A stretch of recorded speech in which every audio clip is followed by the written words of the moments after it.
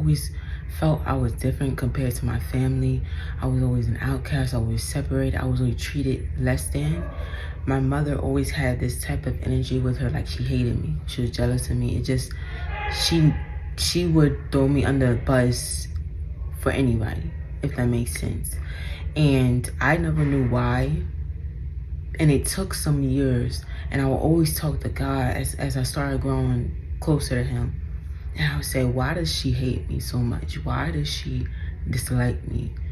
Why does it feel like everybody's against me, and why they always trying to talk down on me, tear me apart, limb from limb, and be so rude to me? Like, what did I do to deserve that? And I'm like, I know I'm not perfect, God. I know I probably, probably done, I'm sure, wrong in my life, but like I don't think I did so wrong to people that you can hate me or not even care if I'm even breathing anymore, And I had to realize as time went on, looking at my family, we have so much, basically like curses in our family.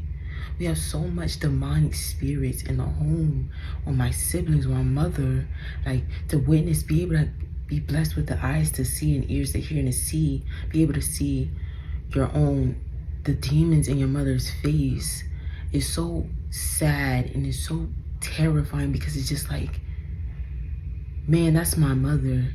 That's my mother who pushed me out. That's my mother that carried me for the 9 months I witnessed and been around her since I was thought of. Just to see that she has evilness in her face. Those demons popping in and out of her. She's not even realizing it's in there, probably. In my siblings.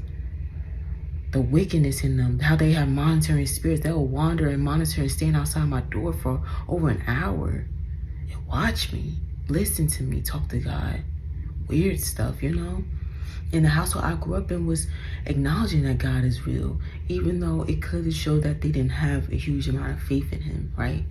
So as time went on, I realized that's the reason I was so different, because God set me apart to change my family.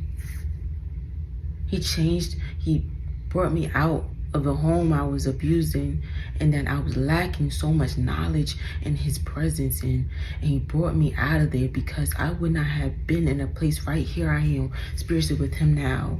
I would not be able to have that type of relationship with him if I was still there. I would have been stuck in the world. I would have been still doing worldly things, and I still have things that I still am growing, because we never stop growing with God. We always are growing. And if I would have stayed there, I would have never grown. I would have never changed, and I would have been stuck in so much negativity, entertaining negative stuff, boys, the men, the guys that I was dealing with, and I would have been doing all that negative stuff. But God had a purpose for me. He has a purpose for you. He has a purpose for everybody that sees this, because the fact that he would not have called you and separated you if he did not have nothing for you. Why would he have called you away from those that hurt you?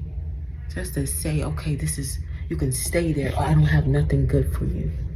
There's nothing I have for you. You don't have a purpose in this world. No, he had something for you.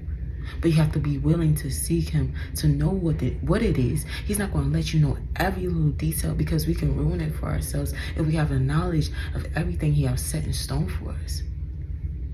We have to be mindful that God is not going to give us all the answers all in one go, all in one shot. He will allow us to see certain things, show us certain things bit by bit, so we can keep going, to let us know, hey, the promise is here. The promise that I'm showing you, that is real. I'm going to give you this vision. I'm going to give you this revelation about this.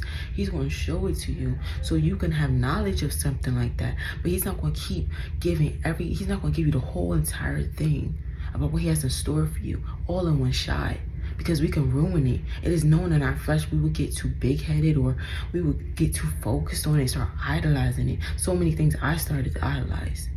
We are separated for a reason. God has called a lot of us to be different, to step outside of the pain that we were caused, the abuse, the domestic violence, the rape, whatever it is you encountered that God has separated us from, so we can break those chains in our family. There is witchcraft in my family. There's demonic holds in my family. I had to see, imagine knowing that there's spirits on your own little younger siblings. It's heartbreaking. Like, I'm the youngest out of all the adults, but then I have like 2 younger siblings that I used to live in a home with. I have overall like almost 11 siblings. So to imagine that you got all your families, my father, my mother, my sisters, my brothers, all of them will not be destined to see the greatness of God unless it's about my obedience.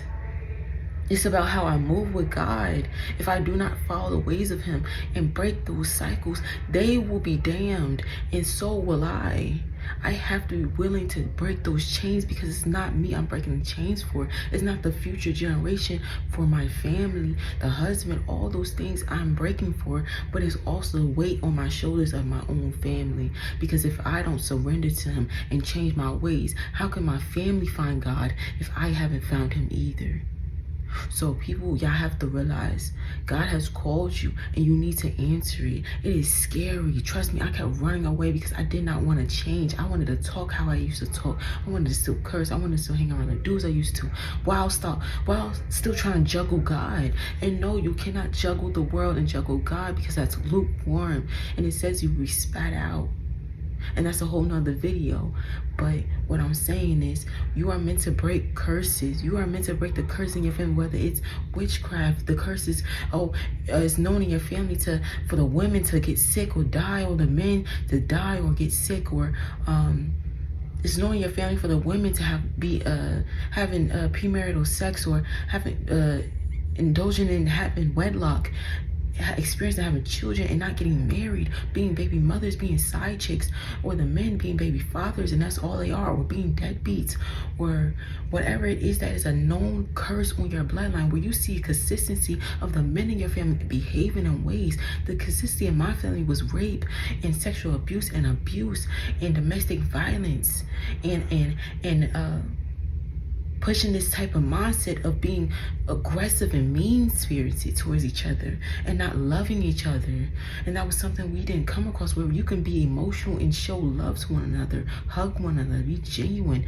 Money, idolizing money, materialistic things, false things are known in my family, and they had been swept under the rug for years. And I'm the only one in the home that spoke out against it. I'm the only one that, since I was a child, never was fond of sweeping things on the rug when it comes to abuse and sexual abuse that I've endured since I was 6.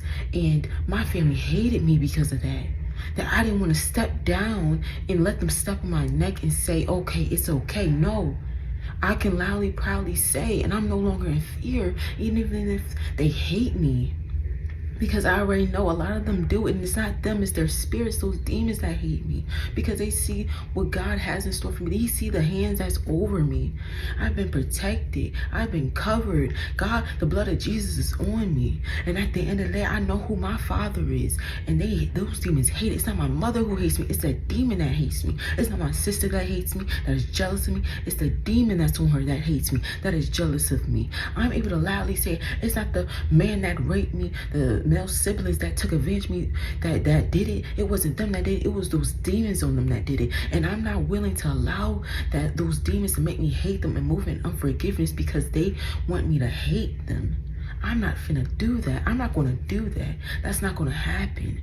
So what I'm saying is that those spirits try to cause havoc in my life, hurt me, tear me down, so I didn't know my worth. And I know it now. The devil cannot shut me up because I am now loud about it. I'm no longer sweeping things under the rug. We are meant to be curse breakers. Break those chains and break that curse. Don't let that curse break you. Do not continue that cycle. Do not bring it onto your children. Even if you have children now, you can still got time to change it within your family so they don't continue it on to their family. It's starting with you. You are meant to break curses, and it's not meant to go onto your own bloodline. Change it and start it now. God has called you to be the one, to be separate from your family. Whether you're an outcast, you want to call yourself the black sheep, whatever it is, you are made to be different because God called you. They see the hand and the anointing on you. Whether you're meant to be a prophet or apostle, whatever it is you're meant to be as, you have the hand on you, and their demons are bothered by it. They don't want you to see your truest potential, so they will tear you down limb from limb so you don't see it. You are meant to bring curses.